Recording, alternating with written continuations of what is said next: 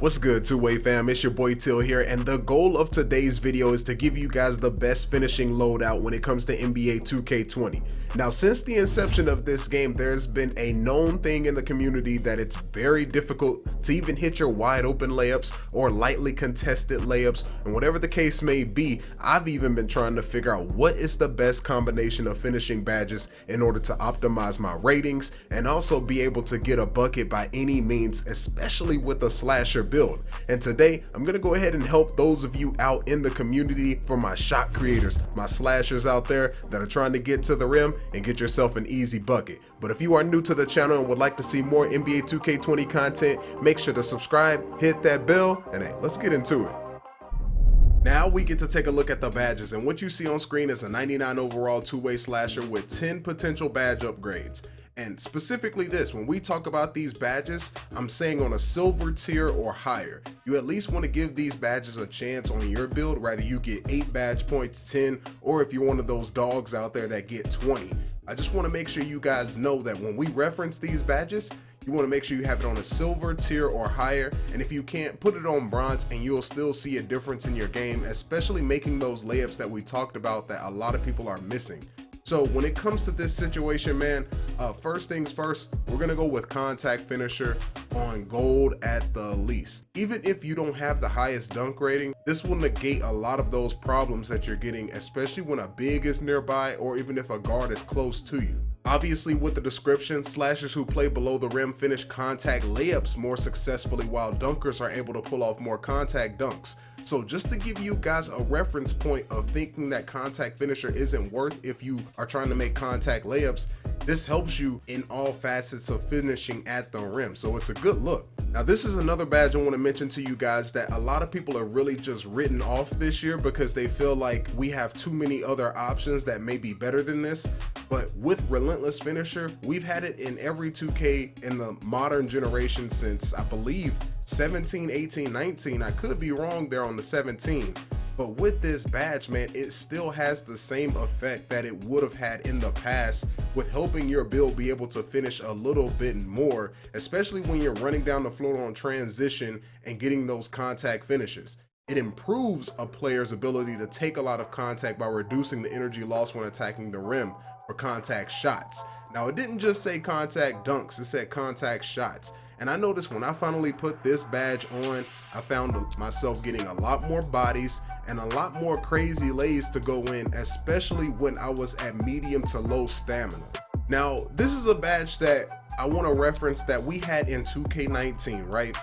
But in 2K20, they pretty much split this badge into 3 individual badges. And I know a lot of you may be questioning my logic on this. I went back and played 2K19 for about a week. And when I finally realized what the difference between this year's build in my two-way slasher and my shot creating defender, which isn't anywhere near attribute wise as good as the slasher, it was one difference.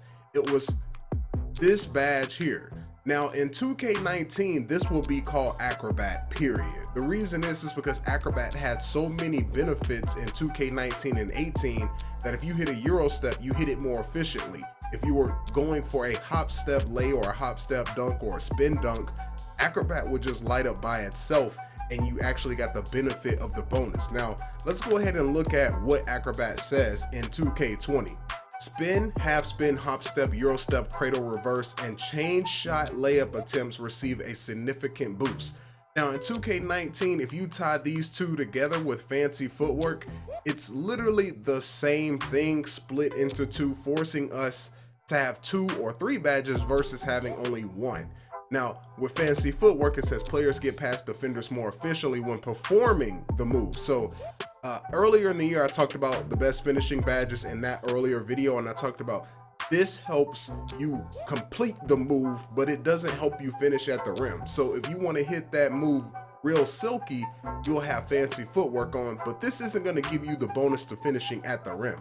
But with Acrobat now, it's now adding to that. And then to just throw in slithery finisher, they say it's a new badge, but honestly it's just Acrobat being broken into pieces yet again. And when you look at this combination, it improves or increases a player's ability to slide through traffic. So when I look at the definition of what those mean, it literally is what Acrobat was in 2K19 and 18. When I went back to 2K19 and played, I was hitting Euro steps, spin, dunks, layups, whatever the case may be, and my shot creating defender was finishing with ease through a lot of contact, even with glass cleaners at the rim, or the point big at the rim with the glitches and the demigods over there.